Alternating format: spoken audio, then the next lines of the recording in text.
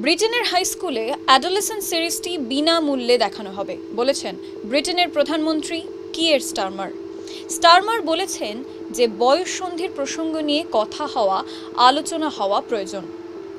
নেটফ্লিক্সের নতুন series adolescence, যার পরতে পরতে প্রশ্ন, কিভাবে বেড়ে উঠছে নতুন প্রজন্ম, কি ভাবছে, কেন ভাবছে, সমাজ মাধ্যমের কোন বিষয় তাদের প্রভাবিত করছে, চেনা পরিবেশেও কোনো অচেনা ব্যবহারের সম্মুখীন হচ্ছে না তো?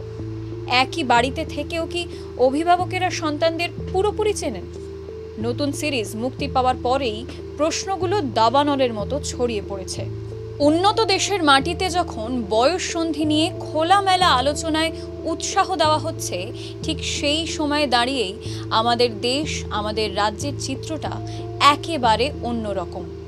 বয়ঃসন্ধির দোরগড়ায় দাঁড়িয়ে যে প্রজন্ম, তাদের মনের কথা কি আমরা আদৌ ভাবি?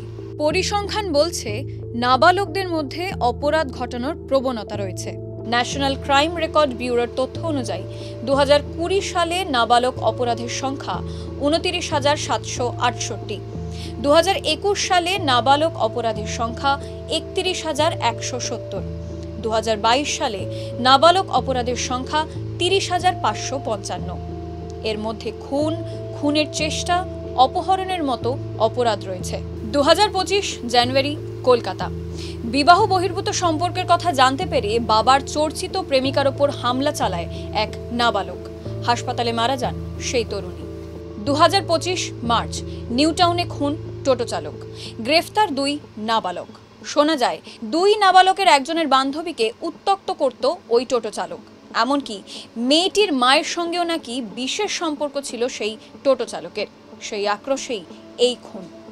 2025 মার্চ, হাওড়ার ডোমজুড়ে 4 বছরের শিশু খুনের ঘটনায় গ্রেফতার হয় এক নাবালক।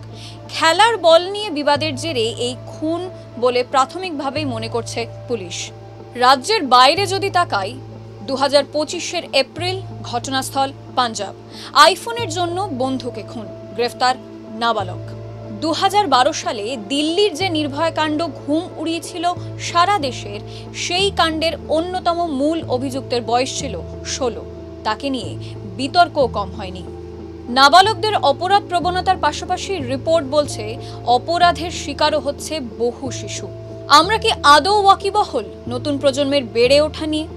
চারপাশে আর কত ঘটনা ঘটলে হুঁশ ফিরবে আমাদের?